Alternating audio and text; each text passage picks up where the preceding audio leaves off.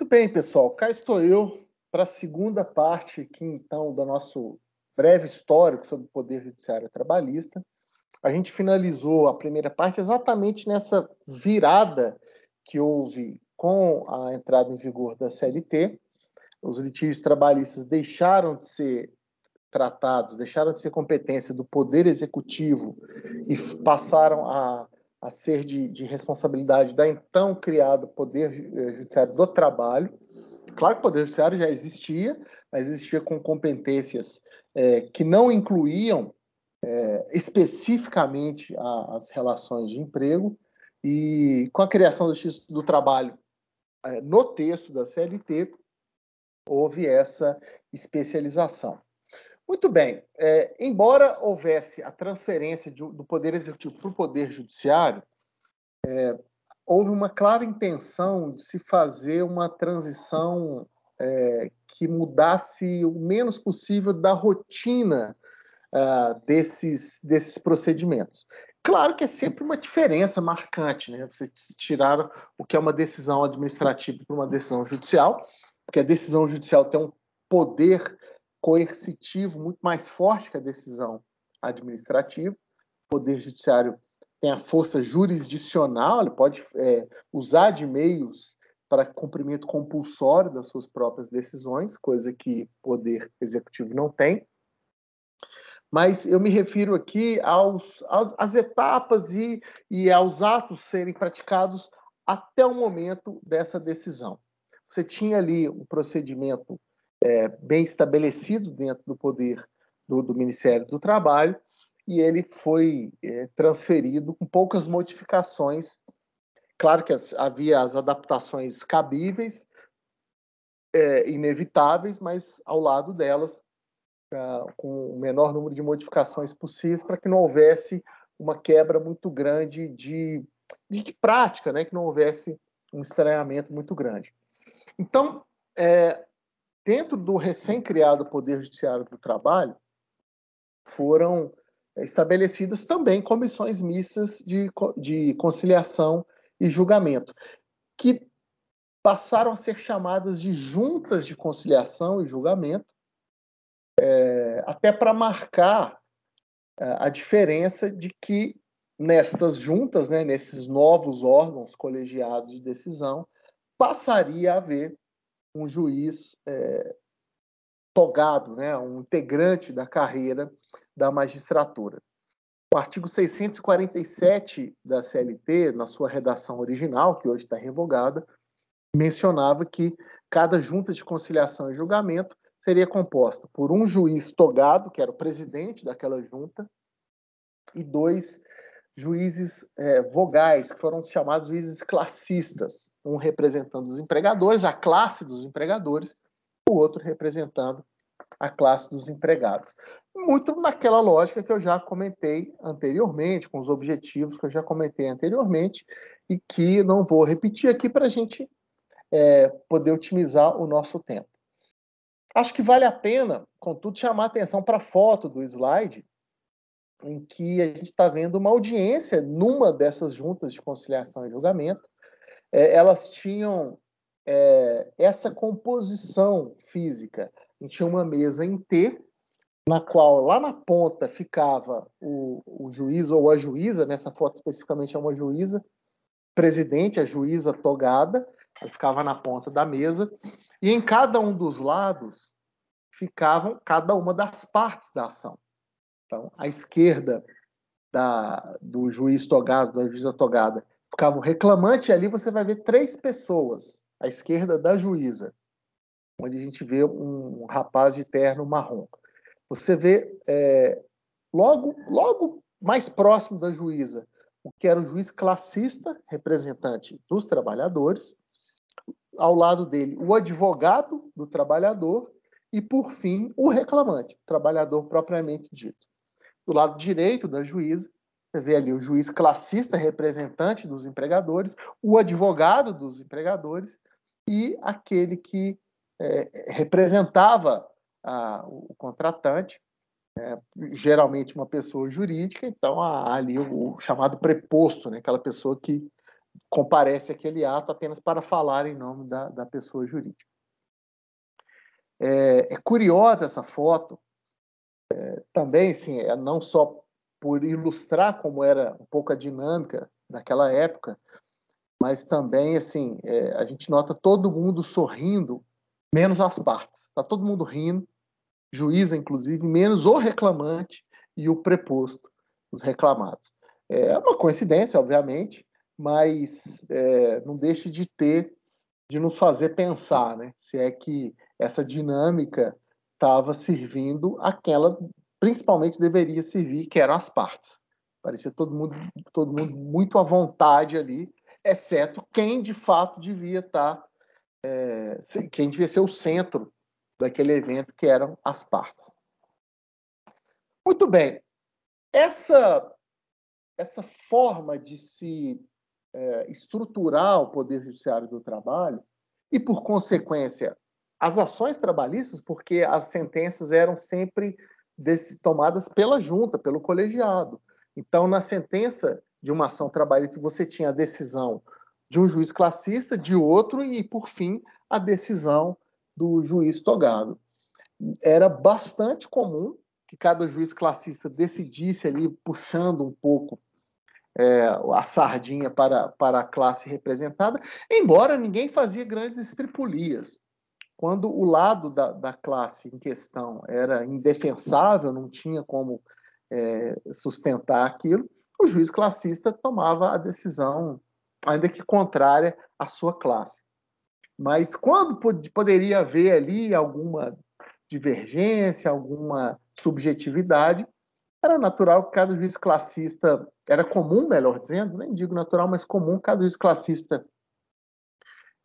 tentasse fazer prevalecer a visão ali da sua classe. Não acho que seja nenhum grande problema, porque é evidente que um juiz com essa função de representar uma classe, ele terá, né, ele tem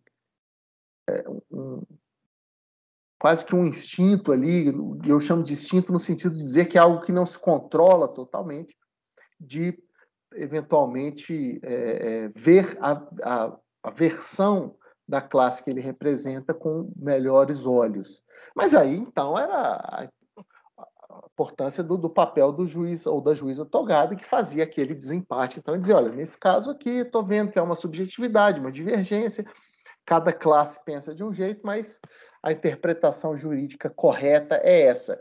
E a partir desse momento, esse peso da decisão do juiz presidente, né, de quem era o central, o juiz principal daquele órgão colegiado, passava-se a ter um peso maior, porque a gente tinha ali um magistrado, realmente alguém que era investido do poder jurisdicional, recebia, ao tomar posse, a tarefa de interpretar o direito. Então, quando ele dizia que, diante da subjetividade e da divergência entre as partes, a melhor forma de se interpretar aqueles fatos era à luz do direito era de determinada maneira, isso passa a ter um significado muito maior do que quando essa interpretação era do Poder Executivo, que, então, poderia haver um julgador ali, ainda que com muito conhecimento de direito, mas sem essa investidura no poder jurisdicional que só o Poder Judiciário tem. Mas eu vim dizendo que essa estrutura se manteve até 1999, quando uma emenda constitucional altera a estrutura do Poder Judiciário do Trabalho, e aí cabe um esclarecimento, né? A gente está vendo que a CLT cria o Poder Judiciário do Trabalho, e a estrutura dele é mexido por uma emenda constitucional. Como é que fica essa... Onde que a estrutura do Poder Judiciário passou a ser alterada somente por emenda constitucional, né? Isso passou a ser necessário a partir do momento que o texto constitucional tomou para si a atribuição de descrever a estrutura do Poder Judiciário. A Constituição de 1988 fez isso.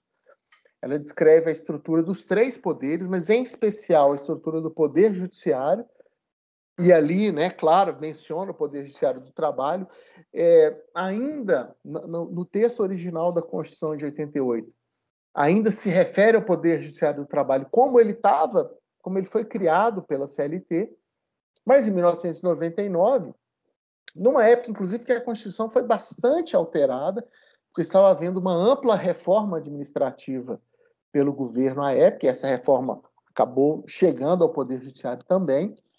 Essa estrutura de órgão colegiado ela foi extinta. As juntas de conciliação e julgamento foram retiradas, essa lógica foi encerrada, e a partir de então o Poder Judiciário do Trabalho passou a funcionar com varas do trabalho, órgãos monocráticos de decisão. Não havia mais presença de juízes classistas, mas somente a presença de um juiz togado, de juiz do trabalho, que ali na primeira instância, então, era um único a receber os processos e um único responsável, os processos trabalhistas, e o único responsável por julgá-los. Aí no slide tem uma foto agora de uma sala de audiência posterior a 1999. Veja que há muita diferença, não somente na presença de monitores de computador na sala, a presença de microfones que remetem, que demonstram que essa audiência foi gravada, certamente, mas notem que há muito menos pessoas. Não há mais os juízes classistas. Nós temos uma juíza, né, na ponta da mesa, ainda se mantém aquela mesa em T, que lá na ponta a gente tem a juíza do trabalho, não mais juíza presidente da junta, mas juíza da vara do trabalho, juíza do trabalho. À esquerda do juiz do trabalho, da juíza do trabalho, fica a parte reclamante, e ali a gente está vendo só uma moça pela seguinte razão. Provavelmente, o reclamante está prestando depoimento pessoal. Quando isso acontece, o reclamante sai do lado esquerdo do magistrado e vai para essa cadeira em frente à pessoa que está digitando a ata de audiência. Está aparecendo só a cabecinha dessa pessoa atrás de um monitor. Essa pessoa estaria à direita, em linha horizontal com a magistrada. Você vai ver que do lado da juíza tem 2 monitores de computador. No último monitor ali tem mostrando uma cabecinha, é a escrevente, a pessoa que digita a ata de audiência, e tem alguém ali na frente dela. Certamente, muito provavelmente, eu imagino, é o reclamante que está ali prestando depoimento pessoal. Ele vai, senta naquela cadeira onde são colhidos os depoimentos das partes, das testemunhas, e por isso a advogada da parte reclamante está sozinha, porque o reclamante está lá prestando depoimento. Do lado, na mesa em T, né? Então, à frente da juíza, mais à direita dela, nós temos mais um advogado de terno marrom, representando a empresa reclamada, a parte reclamada, provavelmente a empresa, que geralmente é a empresa que é reclamada, e a preposta. Muito bem. Ok. E essa estrutura criada com a emenda constitucional 24, né, de 1999, hoje ela se mantém, houve algumas pequenas alterações pontuais, mas essencialmente a estrutura é a mesma. Hoje a gente encontra a Justiça do Trabalho distribuída em 3 instâncias, 3 graus de jurisdição. Na primeira instância a gente tem as varas do trabalho, que julgam apenas dissídios individuais, que são aquelas controvérsias que surgem nas relações de trabalho entre trabalhador e o seu contratante. Veja que a gente não vai falar só agora de empregado e empregador. Essa ampliação de competência também aconteceu com uma emenda constitucional, mas ela mais à frente, ela é um pouco mais à frente no futuro. Isso a gente vai explicar em detalhes na aula reservada à competência da Justiça do Trabalho. Mas por hora, então, fica essa informação que nas varas do trabalho são resolvidos os chamados dissídios individuais, eles são ajuizados ali na vara do trabalho e resolvidos em primeira instância ali, dissídios individuais entre uma pessoa física que tenha trabalhado para uma pessoa física ou jurídica, numa relação de emprego ou não. Claro que essa é a atribuição principal. A gente tem outras ações que são ajuizadas em menor número no Poder Judiciário do Trabalho, mas que giram também em torno dessa, que tem como objeto uma relação de trabalho. A ação mais comum é a chamada reclamação trabalhista, onde uma das partes exige o cumprimento de uma regra que não foi cumprida pela outra. É muito mais comum que o trabalhador postule a condenação do contratante, mas em algumas situações acontece o inverso. E temos algumas outras ações que às vezes também se dão no contexto de uma relação de trabalho, que também vão para a Justiça do Trabalho, como ação de consignação em pagamento, por exemplo, inquérito para apuração de falta grave de um trabalhador que detém estabilidade, mas que cometeu uma falta grave, o empregador então quer extinguir o contrato de trabalho por justa causa, e outras modalidades de procedimentos que a gente vai estudar aqui ao longo das nossas aulas. Cada vara do trabalho hoje tem um juiz do trabalho titular e um juiz do trabalho substituto. Eles não trabalham nos mesmos processos, né? Um, como o próprio nome diz, substitui o outro. Então, vários processos são entregues ao juiz titular daquela vara para ele julgar e alguns outros processos são encaminhados ao juiz substituto. O juiz titular, ele é, como o próprio nome diz, o responsável por aquela comarca ali, e os juízes substitutos, eles são alternados por critérios que o Tribunal do Trabalho define, mas há uma rotatividade de juízes substitutos. Você pode talvez estar se questionando, existe vara do trabalho em todas as cidades do Brasil? Não. Nesse caso, atribui-se à cidade principal daquela região e ao juiz do trabalho daquela cidade competência para julgar ações trabalhistas das cidades vizinhas. Claro que isso é definido previamente em lei. A lei define a comarca respectiva. Então, a lei de organização judiciária local vai definir que a comarca da vara do trabalho de determinada cidade abrange as cidades vizinhas XYZ. Então, essa é uma forma de se não colocar uma vara do trabalho em todas as cidades, mas colocar o máximo possível de cidades submetidas à jurisdição de uma vara do trabalho, ainda que na cidade vizinha. Mas ainda assim pode escapar. Municípios são criados com muita frequência no Brasil, e aí já houve, a Constituição já se antecipou e mencionou que se alguma cidade não houver vara do trabalho e nem aquela cidade estiver sob a jurisdição de uma determinada vara do trabalho de outra cidade, compondo uma comarca local, né? Naquela cidade, então, as ações trabalhistas, ações de competência da Justiça do Trabalho podem ser ajuizadas perante o juiz de direito. E aí você vai me perguntar, e se não tiver juiz de direito naquela cidade? Né? Haverá pelo menos juiz de direito haverá por conta de regras das organizações, das leis de organização judiciária que estipulam que sempre vão definir, pelo menos no âmbito das varas comuns, né, da justiça comum, uma competência para avaliar as ações de um determinado município. Não é possível que uma cidade fique sem a jurisdição nem mesmo da justiça comum.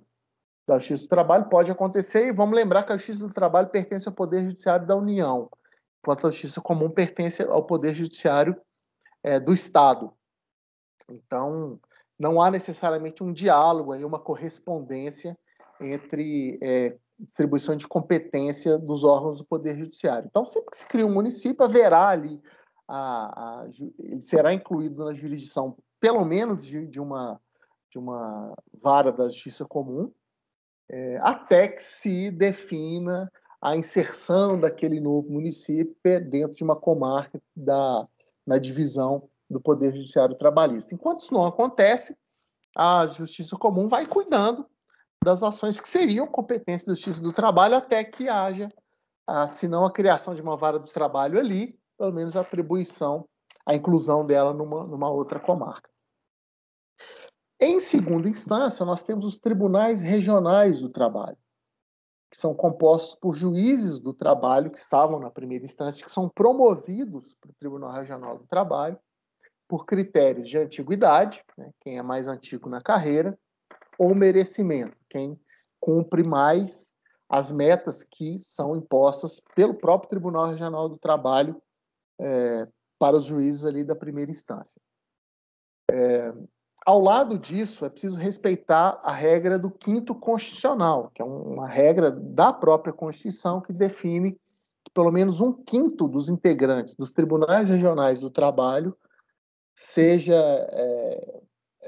ocupado por advogados com mais de 10 anos de efetiva atividade profissional e membros do Ministério Público do Trabalho com mais de 10 anos de efetivo exercício. Ainda a Constituição vai dizer que os tribunais regionais do trabalho têm que ter no mínimo 7 juízes. É claro que esse número, em alguns estados, é muito maior do que isso, mas para que se criar um Tribunal Regional do Trabalho é preciso no mínimo 7 juízes, que são nomeados pelo presidente da República, já que a Justiça do Trabalho integra o Poder Judiciário da União, e é preciso que esses juízes tenham mais de 30 e menos de 65 anos.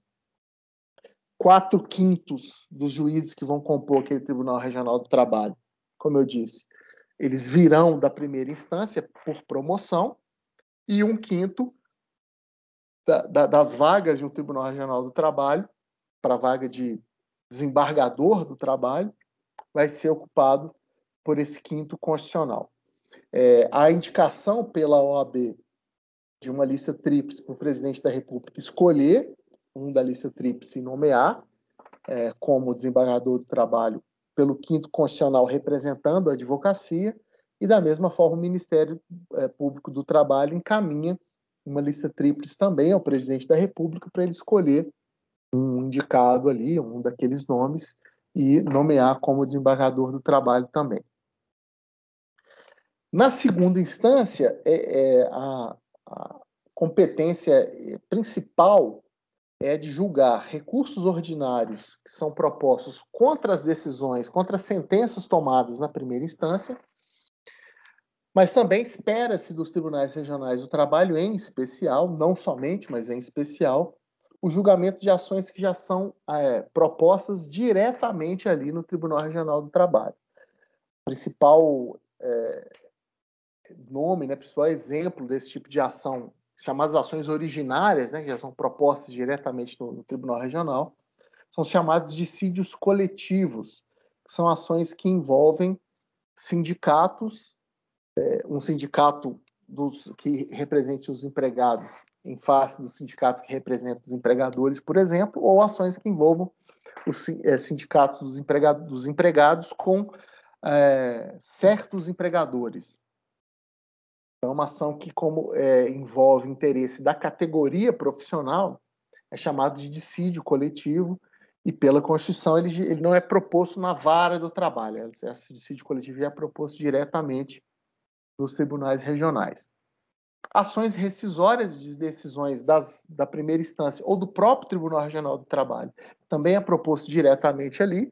Ação rescisória é aquela ação que se propõe pretendendo desconstituir uma decisão judicial que já transitou em julgado. Então é algo excepcional, é algo que não deva acontecer a todo momento. Então a lei dá hipóteses muito apertadas ali de quando uma ação rescisória é cabível. Se for o caso, então, sendo cabível, alguém já vai propor ação rescisória diretamente no Tribunal Regional do Trabalho.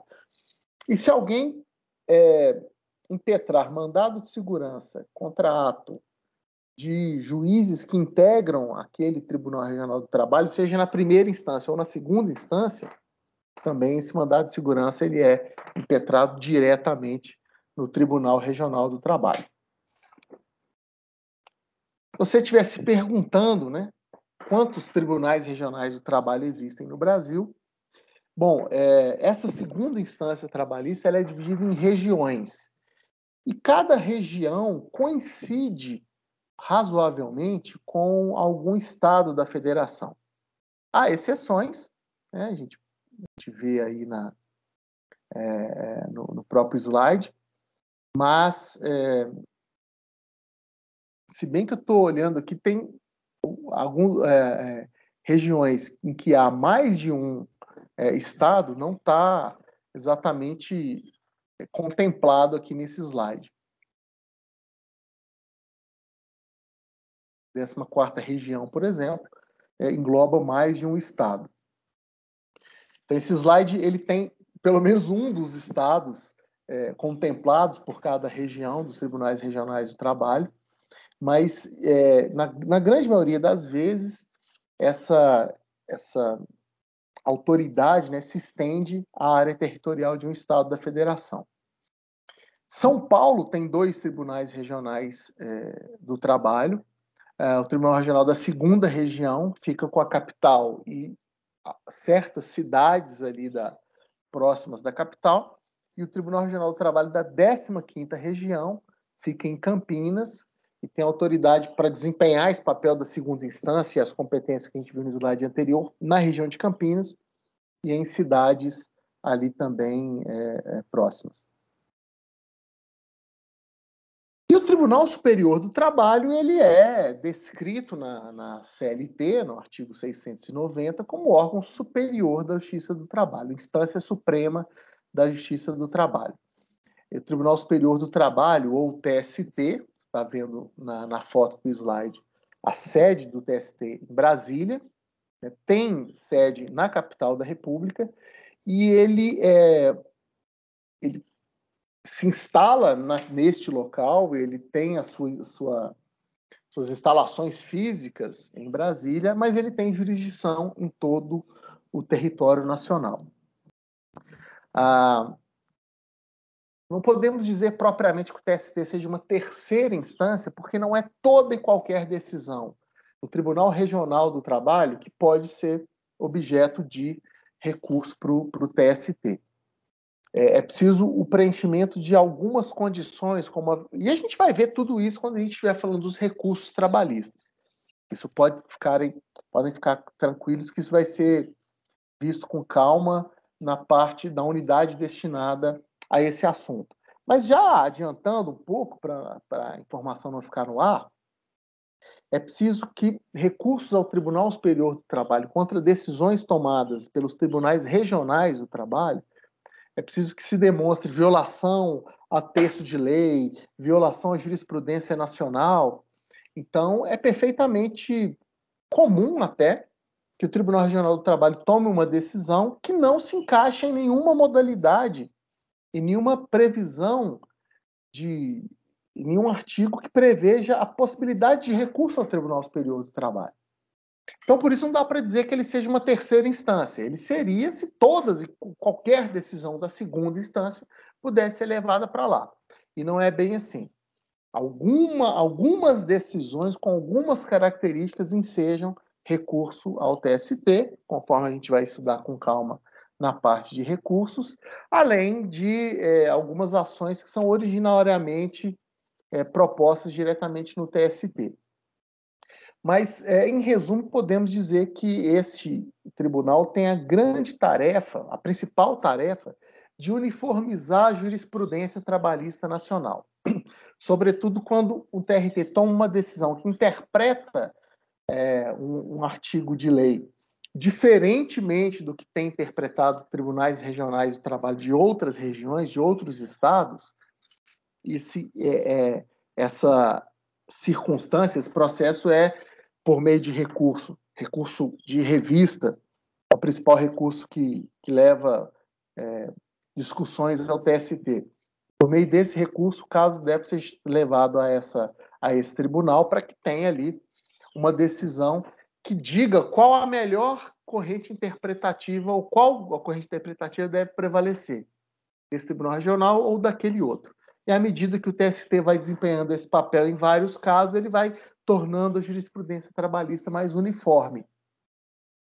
E se os desembargadores dos tribunais regionais do trabalho já sabem que o TST julga de determinada forma e que a sua decisão, se for contrária àquela jurisprudência, pode acabar sendo levada, aquele caso pode acabar sendo levado ao TST e a decisão ser reformada, há uma tendência dos desembargadores dos tribunais regionais do trabalho já então decidirem na linha do TST. Né? Você, inclusive, economiza tempo das partes e recursos das partes e do Estado sendo dessa forma. Então, ao longo do tempo, né, os julgamentos do TST vão uniformizando a maneira de se interpretar o direito do trabalho no Brasil, e essa é uma importante função que esse tribunal tem. Não é a única, mas é a primordial. O TST deve ser composto ele é composto por 27 ministros, escolhidos entre brasileiros com mais de 35 anos e menos de 75 anos, que precisam ter notável saber jurídico e reputação ilibada. Eles são nomeados pelo presidente da República após serem sabatinados pelo Senado.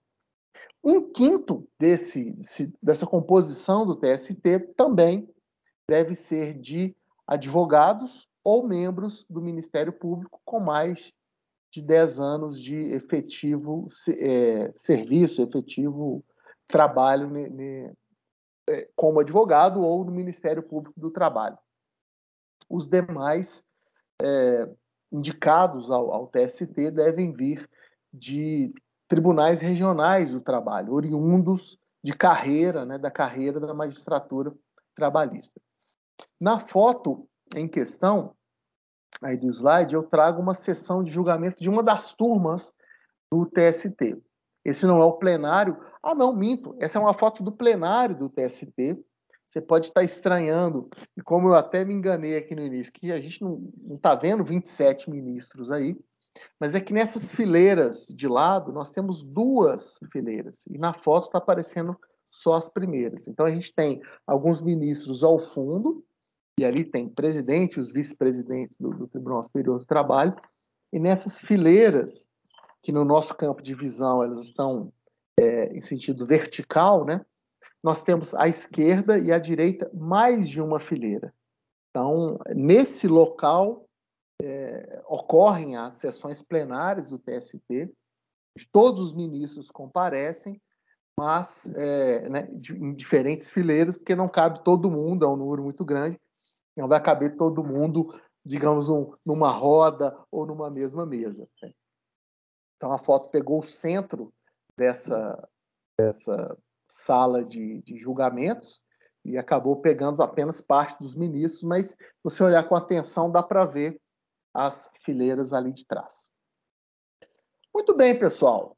Vale a pena ainda comentarmos sobre o Ministério Público do Trabalho, porém, aquela nossa meta de tempo já se esgotou de 30 minutos, mas acho que é até interessante, porque a gente finaliza aqui tendo falado da estrutura do Poder Judiciário do Trabalho, e a gente volta na próxima gravação, já falando de outros aspectos do processo do trabalho, diferentes, alheios à estrutura do próprio Poder Judiciário, é o caso do Ministério Público do Trabalho. Então, é meio que um outro assunto. Eu acho que fica até bom, de repente, isso estar numa outra gravação, né, num vídeo separado. Então, fico por aqui, a gente continua os nossos debates nas próximas gravações que virão, né, aí na sequência. Agradeço a atenção de todo mundo. Bons estudos, pessoal. Até mais. Tchau, tchau.